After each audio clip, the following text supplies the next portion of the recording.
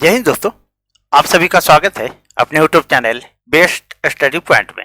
दोस्तों आज मैं आप लोगों के लिए मैथ का कुछ इंपॉर्टेंट प्रश्न लेकर के आया हूँ और अगर आप किसी भी एग्जाम की तैयारी कर रहे हो तो आपके लिए इंपॉर्टेंट होगा। तो चलिए देखते हैं पहला प्रश्न। दोस्तों देखिए पहला प्रश्न है आपका, दिए गए आंकड़ों का माध्य विचलन ज्ञात कीजिए। दोस्तों मैंने कल बताया था आप लोगों को, लेकिन क्या वीडियो में साउंड नहीं आई थी। फर्स्ट क्वेश्चन के लास्ट में ही दोस्तों साउंड नहीं आने के कारण, ठीक है, आप लोग को समझ में नहीं आया होगा, इसलिए मैं फिर से वीडियो बना दे रहा हूं, ठीक है, कुछ और क्वेश्चन डाल करके। चलिए देखिए अब क्या है, आपको निकालने के लिए बोल रहा है माध्य विचलन। क्या है माध्य विचलन? तो सिर्फ थोड़ा सा लंबा प्रश्न दोस्तों, पेशेंस रख के देखिए, एग्जाम में बार बार आता है। देखिए इसका एक फार्मूला होता है दोस्तों। फार्मूला क्या होता है माध्य विचलन? देखिए मैं लिख रहा हूं, माध्य विचलन बराबर सिग्मा एक्स माइनस एक्स पर पाई, ठीक है, और बटा में ये एन आ जाता है। क्या आएगा?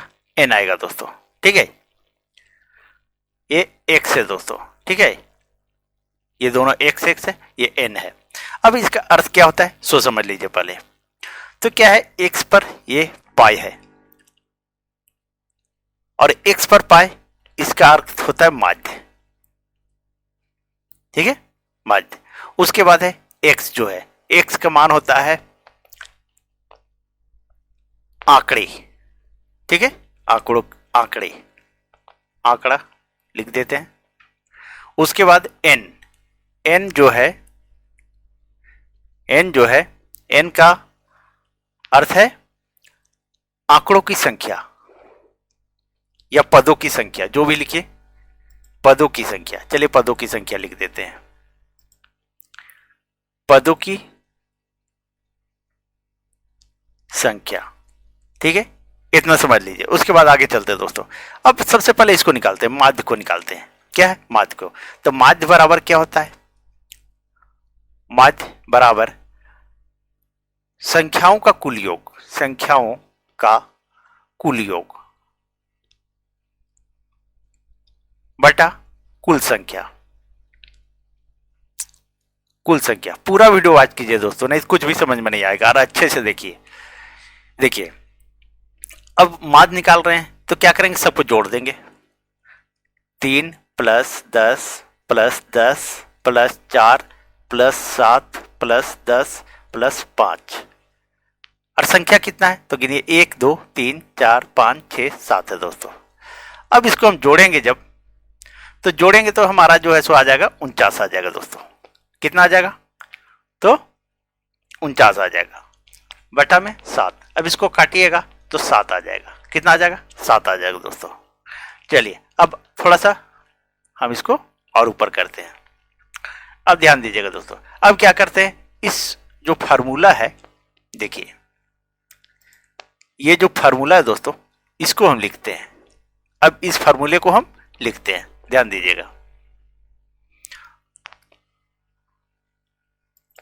तो फार्मूला क्या है, तो सिग्मा ब्रैकेट बंद एक्स माइनस एक्स पर पाई बटा में एन। चलिए अब इस पर हम बैठाएंगे दोस्तों, सारा का सारा हम इस पर बैठाएंगे। अब देखिए ध्यान दीजिएगा दोस्तों, तो माध्य हमारा कितना आया, एक्स पर जो पाई है, बार जो है, उसका अर्थ होता है माध्य। तो माध्य तो हमारा 7 आया है यहां पर। अब 7 में हम 3 को घटाएंगे, तो 7 घटाओ 3, ठीक है, फिर प्लस का 3 देंगे, फिर 7 घटाओ 10, ये हो गया, फिर प्लस 7 घटाओ ये 10, फिर है प्लस का चिन्ह, 7 घटाओ 4, ये हो गया हमारा, फिर प्लस का चिन्ह, 7 घटाओ 7, ये भी हो गया। अब है प्लस 7 घटाओ 10, फिर ये भी हो गया, फिर प्लस का चिन्ह दीजिए, 7 घटाओ 5, ये कर दिए। और बटा में हमारा आ जाएगा एन। एन मतलब पदों की संख्या। तो पदों की संख्या 1 2 3 4 5 6 7 है, यहाँ 7 लिख दिए, ठीक है। अब इसको हम घटाते हैं, इसको घटाते 7 में 3 गया तो 4 आया। कितना आया दोस्तों? तो 4 आया। फिर प्लस 7 में 10 जाएगा। तब माइनस में नहीं लेना है, सबसे बड़ा चीज है, इसको ध्यान दीजिएगा कि माइनस में हमको नहीं लेना है। जब भी लेंगे हम इसको तो प्लस में ही लेंगे दोस्तों, ठीक है। चलिए थोड़ा सा और ऊपर कर देते हैं। तो इसको माइनस में नहीं लेना है, तो 7 में हम 3 घटाए तो 4 आया। फिर प्लस का चिन्ह, 7 में 10 घटाएंगे तो -3 आना चाहिए, लेकिन माइनस नहीं लेना है, प्लस में लेना है, यानी 3 लेना है। फिर 7 में 10 घटाए तो +3, फिर 7 में 4 घटाए तो 3, फिर 7 में 7 घटाए तो 0, फिर 7 में 10 घटाए तो 3, प्लस 7 में 5 घटाए तो 2, बटा में 7 लिख दिए। अब इसको क्या करते हैं, इसको जोड़ दीजिए। 4 3 7 3 10 3 13, 13 3 16 2 18। अब हमारा 18 बटा 7 आ गया। तो ये कटेगा नहीं दोस्तों, ठीक है। जब कटेगा नहीं तो ये हमारा आंसर हो जाएगा। तो सही आंसर क्या हुआ? तो 18 बटा 7 हुआ।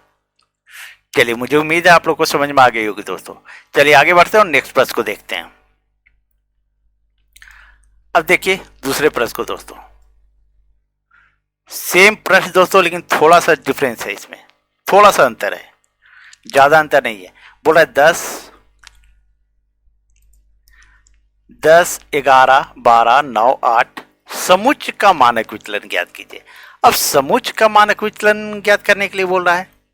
तो देखिए समुच्च मानक विचलन, सिर्फ मानक विचलन लिख रहे हैं दोस्तों, आप लोग समझ लीजिएगा। समुच्च का मानक विचलन बराबर,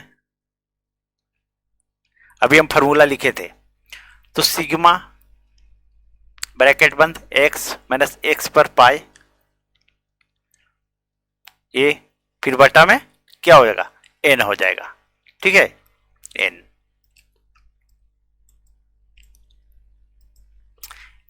लिख दिए यहां पे। अब इसमें क्या होगा, ये वर्ग चढ़ जाएगा, वर्गमूल का चिन्ह आ जाएगा, बस इतना ही अंतर है दोस्तों। अब देखिए अब सेम प्रश्न है, समझ जाइए, अब सेम प्रश्न है सारा कुछ, लेकिन है वर्गमूल का चिन्ह आ गया। अब ये जो है इसका अर्थ क्या हुआ, पाई जो है तो माध्य हो गया। x का सिर्फ क्या अर्थ हो गया, तो x का सिर्फ हो गया आंकड़े, और n का क्या अर्थ हो गया, तो n का अर्थ हो गया आंकड़ों की संख्या, आंकड़ों की संख्या, ठीक है। चलिए इतना समझ में आ गया। अब सबसे पहले माध्य निकाल देते हैं, ये हम माध्य निकालते दोस्तों। तो माध्य बराबर, अभी बताए थे माध्य बराबर आंकड़ों का योग बटा आंकड़ों की संख्या। अब यही जोड़ दीजिए, 10 और 11 21, 21 और 12 33, 33 और 9 42, 42 8 50 आ गया। हम शॉर्ट में कर दिया दोस्तों।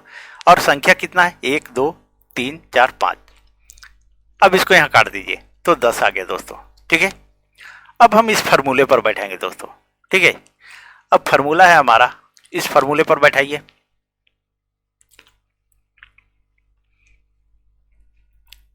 एक मिनट और दोस्तों, ये स्क्वायर होगा, सॉरी यहां छूट गया था। चलिए दोस्तों अब क्या करेंगे, सो देखिए अब फार्मूले पर बैठाते हैं। तो 10 माइनस ये घटा देंगे हम 10 को, 10 और स्क्वायर कर देंगे, यहां देखिए स्क्वायर है, ठीक है। फिर प्लस का चिन्ह देंगे, फिर 10 माइनस 11 को घटा दिए, फिर स्क्वायर कर दिए, फिर प्लस, फिर 10 माइनस ये 12, फिर स्क्वायर कर दिए, फिर प्लस का चिन्ह दिए, फिर 10 माइनस ये 9 घटाइए, फिर प्लस का चिन्ह दिए, फिर 10 माइनस 8 और ये स्क्वायर कर दिए, सब पर स्क्वायर कर दीजिए। और बटा में n होता है आंकड़ों की संख्या, था आंकड़ों की संख्या कितनी है, तो 5 था, 1 2 3 4 5 था, अब 5 लिख दीजिए और यहां पर आप वर्ग चढ़ा दीजिए, ठीक है, ये वर्ग चढ़ा दिए। अब देखिए दोस्तों थोड़ा सा इसको ऊपर करते हैं, थोड़ा सा टेढ़ा मेढ़ा हो गया दोस्तों, लेकिन बस समझने के लिए काफी है।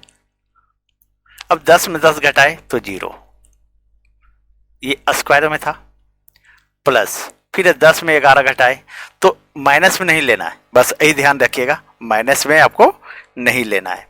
तो ये क्या आ जाएगा, 1 पर स्क्वायर आ जाएगा, फिर प्लस 10 में 12 घटाए तो 2 पर स्क्वायर आ गया, फिर 10 में 9 घटाए तो 1 पर स्क्वायर आ गया, फिर 10 में 8 घटाए तो 2 पर स्क्वायर आ गया, और बटा में कितना 5, और ये वर्गमूल का चिन्ह आप दे दीजिए। अब यहाँ देखिए दोस्तों, अब 0 का 0 ही आएगा, 1 0 और 1 का 1 ही आएगा, 2 का 2 दूनी 4, फिर 1 पर स्क्वायर है तो 1 ही आएगा, प्लस 2 दूनी 4 बटा में 5। अब इसको जोड़ दीजिए, 4 4 8 और 8 तो 10, कितना आया, तो 10 बटा 5 आया दोस्तों। ठीक है, अब इसको काट दीजिए, यहाँ कितना आएगा, 2 आ जाएगा, यानी √2। तो यही आपका आंसर आ गया दोस्तों। तो सही आंसर हमारा क्या आया, तो √2 आया दोस्तों। इसमें सिर्फ समुच्च का मानक विचलन जब बोला तो क्या हुआ कि रूट चढ़ गया फॉर्मूले पे और स्क्वायर हो गया, बस इतना ही अंतर है दोस्तों। पीडीएफ मैं डाल दूंगा टेलीग्राम पे, वहां से आप लोग डाउनलोड कर लीजिएगा। अब तीसरा प्रश्न देखिए दोस्तों, तीसरा प्रश्न सेम प्रश्न है, ये जो प्रश्न था दोस्तों उसका सेम प्रश्न है। अब बोला 11 7 10 13 9 का मानक विचलन ज्ञात कीजिए। अब थोड़ा और शॉर्ट में मैं बताऊंगा दोस्तों, बस आप लोग समझने की कोशिश कीजिएगा, और अगर आपको समझ में नहीं आए तो कमेंट भी कर दीजिएगा सर समझ में नहीं आया, तो मैं पर्सनली आपको टेलीग्राम पे व्हाट्सएप पे कहीं भी समझा दूंगा। चलिए अब देखिए तीसरे प्रश्न को। अब मानक विचलन बराबर, चलिए मानक विचलन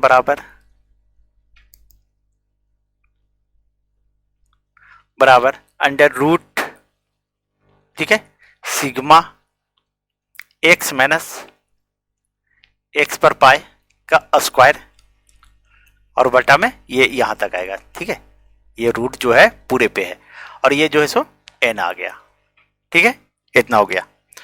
अब क्या करेंगे दोस्तों, अब माध्य निकालेंगे। ये जो है x, इसका अर्थ होता है माध्य। अब माध्य निकाल देते हैं, तो माध्य बराबर आंकड़ों की योग बटा कुल संख्या। तो 11 और 7 18 10 28 28 और 13 41 41 और 9 50 आ गए दोस्तों। 50 बटा संख्या कितना है, तो 1 2 3 4 5 है दोस्तों। इसको काट दीजिए, ये 10 आ गया। अब 10 आ गया, अब इस फॉर्मूले पर बैठाएंगे तो 10 अब घटा देंगे हम, इस पाई जो आया माध्य जो आया वो x घटा देंगे, तो 10 में घटेगा 11 और स्क्वायर हो जाएगा। ठीक है, उसके बाद प्लस कर दीजिए, फिर 10 में 7 घटाए, 10 में 7 घटाए, फिर ये भी हो गया, ये भी हो गया, फिर 10 में 10 घटाए, फिर स्क्वायर कर दीजिए, फिर 10 में 13 घटाए, 10 माइनस 13 स्क्वायर कर दीजिए, फिर प्लस, और फिर 10 में 9 घटाइए और स्क्वायर का चिन्ह दे दीजिए, और बटा में आंकड़ों की संख्या। तो कितना है, संख्या कितना था, 5 लिख दीजिए। अब यहाँ वर्ग मूल का चिन्ह दे दीजिए। अब 10 में 1 घटाएंगे तो 1 आएगा, तो 1 का स्क्वायर करेंगे तो 1 आएगा। फिर क्या करेंगे, 10 में 7 घटाए तो 3 आया, तो 3 3 9 आया, प्लस 10 में 10 घटाए तो 0 आया, और 0 का स्क्वायर करेंगे तो 0 ही आएगा। फिर 10 में 13 घटाए तो -3 आएगा, लेकिन माइनस में नहीं लेना, 3 लेना है, तो 3 3 9 आ जाएगा। फिर 10 में 9 घटाए तो 1, और 1 में यहाँ पे 10 में 9 घटाए तो 1, और 1 का स्क्वायर करेंगे तो 1 आएगा, बटा में 5। अब इसका वर्गमूल कर दीजिए। ठीक है, अब जोड़िए 9 9 ये 9 ये 9 18, एक यहाँ है 19 एक 20। अब 20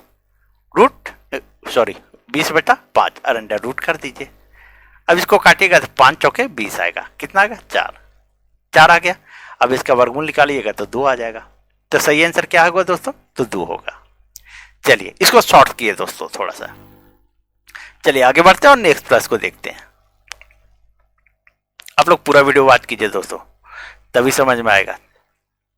चलिए अब इधर सिंपल प्रश्न दोस्तों, ठीक है, जिसमें 10 सेकेंड में आपका आंसर आ जाएगा। 10 सेकेंड भी नहीं लगेगा, 5 से 7 से 8 सेकंड लगेगा। चलिए देखिए, बोला एक बटन का मानक विचलन 8 है, तो उसका प्रसरण का मान क्या होगा? प्रसरण का मान पूछ रहा है दोस्तों। अब देखिए, मानक विचलन तो यहां पर 8 है और निकालने बोल रहा है प्रसरण। क्या बोल रहा है? प्रसरण। तब प्रसरण बराबर, इसका फॉर्मूला है प्रसरण बराबर मानक विचलन, मानक विचलन का स्क्वायर हो जाता है। क्या होता है? स्क्वायर। अब हमारा मानक विचलन कितना है? तो 8 है। 8 का लिख करके स्क्वायर कर दीजिए, और जब इसका स्क्वायर किए कितना आएगा? 8 8 64। यही आपका आंसर आ गया दोस्तों। तो सही आंसर क्या आया? तो डी नंबर आया दोस्तों। चलिए अब आगे बढ़ते हैं और नेक्स्ट प्रश्न को देखते हैं। अब देखिए 5वें नंबर प्रश्न दोस्तों। थोड़ा सा वीडियो लंबा हो रहा है, लेकिन है कि समझना जरूरी है दोस्तों। एक डाटा सेट का प्रसरण 225 है, तो उसका मानक विचलन ज्ञात करें। अब मानक विचलन ज्ञात करने बोल रहा है, उस समय आपको प्रसरण ज्ञात करने के लिए बोला था, और यहाँ प्रसरण दिया हुआ है। ठीक है, यहाँ देखिए प्रसरण दिया हुआ है और मानक विचलन आपको निकालने के लिए बोल रहा है। ठीक है, तो मानक विचलन बराबर मानक विचलन बराबर प्रसरण को, इसको अंडर रूट कर दीजिए। जस्ट उल्टा है दोस्तों, उसमें स्क्वायर हो गया था, इसमें रूट आ गया। अब प्रसरण हमारा 225 है, 225 का इसका स्क्वायर रूट कर दीजिए, और जब इसका वर्गमूल निकालेंगे तो 15 आ जाएगा। यही हमारा आंसर हो जाएगा। तो सही आंसर क्या हुआ? तो ए नंबर हुआ दोस्तों। अब देखिए, आप यहां ध्यान दीजिएगा, मानक विचलन का फॉर्मूला क्या है? तो मानक, थोड़ा कलर चेंज करते हैं। तो मानक विचलन का फॉर्मूला देखिए क्या है? मानक विचलन बराबर प्रसरण अंडर रूट, ये है। और यहां पर क्या था कि प्रसरण निकालने, प्रसरण बराबर मानक विचलन का स्क्वायर कर दिया गया, और कुछ भी नहीं दोस्तों, बस इतना ही है।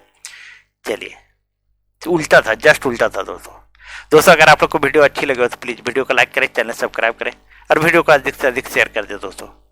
चलिए, थैंक यू।